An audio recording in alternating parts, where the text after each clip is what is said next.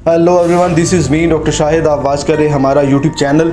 नाज़रीन, बात करेंगे कल दीपालपुर के थाना सिटी में की हदूद में मोटरसाइकिल स्टैंड में एक कत्ल किया जाता है। कत्ल क्यों किया जाता है, रीज़न क्या थी और कत्ल करने वाला कौन था? एक इंतहाई कम उम्र कत्ल करने वाला बच्चा था जिसने 15 साल की एज में कत्ल किया है और उसके बाद पुलिस को गिरफ्तारी भी दे दी है। मैं अपने नाज़रीन को मुकम्मल स्टोरी सुनाऊंगा। आखिर ये स्टोरी ऐसे क्रिएट क्यों हुई, इस स्टोरी के पीछे किसका हाथ है और क्या मामला है, आखिर ये इशू क्यों है इस 14 साल बच्चे को, जब इसको पेंसिल कलम और किताबों की ज़रूरत थी तो इसके हाथ में हथियार कैसे आया। तो नाज़रीन, ये वाक़या कल जो है वो दीपालपुर सिटी के जो मोटरसाइकिल स्टैंड है उसमें पेश आया कि एक मुलज़म था महबूब आलम भट्टी, इसको कत्ल किया गया। कत्ल क्यों किया गया, कत्ल करने वाला कौन था? 14 साल बच्चा अली अहमद था जिसने इसको पिस्टल के साथ इसको गोलियां मार के इसको मार दिया। तो आखिर रीज़न क्या थी? रीज़न थी नाज़रीन ये थी कि ये बच्चा 2021 में इस बच्चे के सामने इसके बाप को गोलियां मारी गई, इसको भी गोली लगी थी जिसकी वजह से लेकिन ये तो बच गया, लेकिन जो इसका बाप था वो ना बच सका। तो ये अपने बाप के कत्ल के लिए इंसाफ लेने के लिए 2 साल तक हमारे जुडिशरी, हमारे अदालतों के सामने इंसाफ की भीख मांगता रहा, लेकिन किसी ने इसको इंसाफ नहीं दिया। 2 साल तख़ीर करने के बाद इस बच्चे ने खुद फ़ैसला किया कि मैं अपना जो इंसाफ है ख़ुद करूँगा।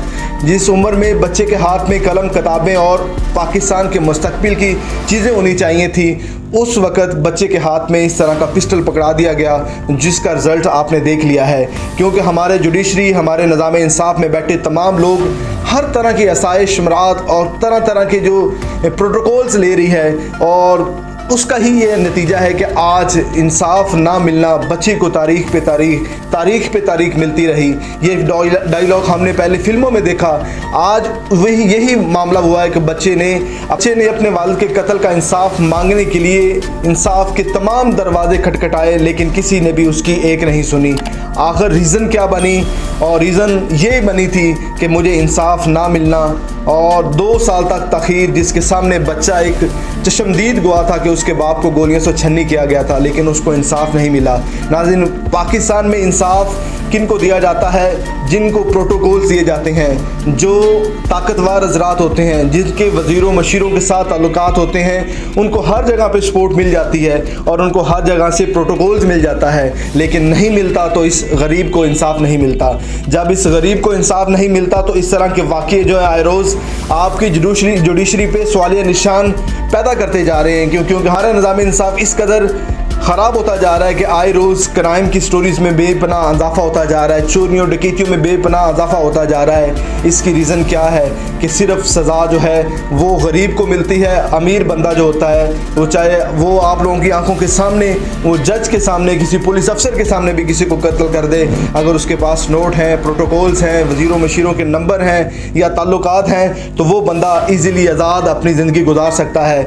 अगर एक बच्चा या एक बंदा जो मजलूम होता है, जिसके पास इतनी कैपेसिटीज़ नहीं होती, चाहे वो उसका मोटरसाइकिल का इशू हो, चाहे उसका मोबाइल का इशू हो, उसको दर दर के धक्के खाने पड़ते हैं और तमाम तर तकलीफ़ें बर्दाश्त करनी पड़ती हैं। तो नाज़रीन, ये कल दीपालपुर सिटी की कचहरी में ये वाक़या पेश आया है। महबूब आलम भट्टी जो है मंडी अहमदाबाद का रिहायशी था, इसको अली अहमद नामी बच्चा जो 14 साल इसकी एज बताई जाती है, उसने अपने बाप का खुद इंसाफ लिया है, उसको कत्ल करके उसने अपनी जो है गिरफ्तारी भी दे दी है और उसने बताया है कि मेरे बाप को इसने कत्ल किया था, तो मैंने तमाम तर जो मेरे निज़ाम इंसाफ के अदारे थे, मैंने उनके दरवाजे खटखटाए। जब मैं उनसे निराश हो गया कि मुझे इनसे इंसाफ नहीं मिलना, मुझे इनसे इंसाफ की तवक्को नहीं है, क्योंकि नाज़रीन आपको पता है कि हमारे वकला जो हमारे जुडिशरी और हमारे निज़ाम इंसाफ के माथे का ताज होते हैं, जब इस तरह के लोग जो भारी फीसें लेने के बाद हर वो तमाम किस्म के क्राइम्स को खुद हैंडल करने के लिए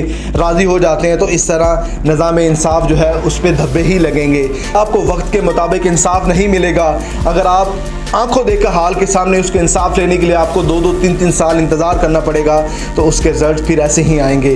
तो नाज़रीन चलते हैं, हमारा नुमाइंदा हुसैन लकी इस वक्त सिटी थाना के अहाता में है जहाँ पे ये कत्ल हुआ है, और उस अहाता में कुछ वकला भी मौजूद हैं। उनसे बात करते हैं सारे मामले पर। इस सिक्योरिटी के हवाले से आए रोज़ इस तरह का वाक़या, इस साल में ये दूसरा कत्ल हो चुका है इस कचहरी के अहाते में, इसकी रीज़न क्या है। उसके बाद दीपालपुर बास सदर मियां मंजूर अहमद रिहान साहब भी मौजूद होंगे, उनसे भी हमारा नुमाइंदा बात करेगा और इस मामले में सारी जो रिपोर्ट्स है आपको देंगे। जी हुसैन लकी भाई बताइएगा। जी बिल्कुल, मैं इस वक्त मौजूद हूँ दीपालपुर थाना सिटी की हदूद में, हाता कचहरी के अंदर जो है आज कत्ल की जो है बड़ी वारदात सामने आई है। यहाँ पर ज़राए से मालूमात ये हुई है कि यहाँ पर जो है कम सन बच्चे ने दरीना दुश्मनी की रंजिश पर जो है नौजवान को कत्ल कर दिया।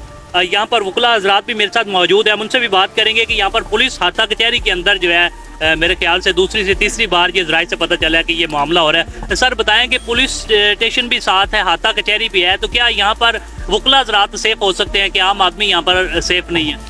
देखें जी, जो सिक्योरिटी की सूरत हाल है ये आज कोई पहला सान्या नहीं है। यहाँ पे पिछली हिस्ट्री में कई बार यहाँ पे सरेआम कत्ल हुए हैं, और सिर्फ वजह एक ही है कि जी सिक्योरिटी की जो नाकस सूरत हाल है। पुलिस नफरी की भी कोई कमी नहीं है, पुलिस मौजूद भी है। यहाँ पे आप देख सकते हैं कि हाता कचहरी के अंदर एक मेन थाना सिटी है, चप्पे चप्पे पे मामूर जो तैनात नौजवान है। बात सिर्फ इतनी है कि गफलत ये है कि चेकिंग नहीं करते। इसका अगर हम किसी को ब्लेम सिंगल बंदे को दें तो नहीं है। डिस्ट्रिक्ट पुलिस ऑफिसर जो हैं वो एक अपना जारी करते हैं नोटिफिकेशन सिक्योरिटी का, एक स्टेटमेंट देते हैं, उसके बाद वो भूल जाते हैं। जबकि ये पाकिस्तान की बड़ी तहसील है, पंजाब की बड़ी तहसील है। यहाँ पे 10 एडिशनल जजेस बैठते हैं, 15-20 जो हैं वो मैजिस्ट्रेट बैठते हैं। एक थाना है, यहाँ पे विजिटर्स जो हैं उनकी हज़ारों की तादाद है। तो सिक्योरिटी की सूरत हाल उस तरह की नहीं है जिस तरह की होनी चाहिए। तो मेरे ख्याल में इसका सबसे बड़ा जो ब्लेम है वो डिस्ट्रिक्ट पुलिस। तो वो जब सामने होता है उस वक्त सारी इंतजामिया, सारी पुलिस, सारे इदारे, आज आपने देखा होगा कि सर्कल के सारे SHOs वो इकट्ठे हैं, लेकिन आप ये देख लीजिएगा कि ये 3-4 दिन के बाद ये ऐसे मामूल पे आ जाएगी। इंसानी जानों की आपको पता है वैसे ही उस तरह की कीमत नहीं है पाकिस्तान में जिस तरह की होनी चाहिए।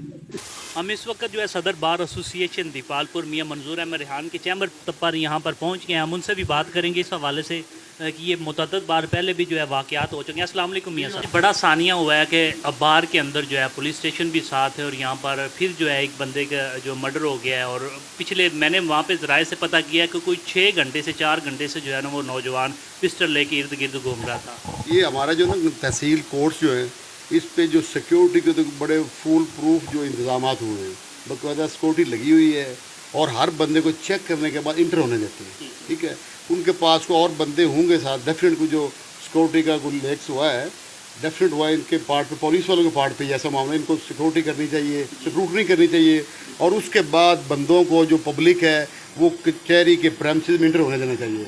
ये बहुत बड़ा पोल है, लो पोल है, सिक्योरिटी के पार्ट पे है, और थाना सिटी दीपालपुर इसमें दरमियान में हमारे हैं, कचहरियों में है, और डेली बेसिस पे हज़ारों की तादाद में लोग यहाँ पे आते हैं।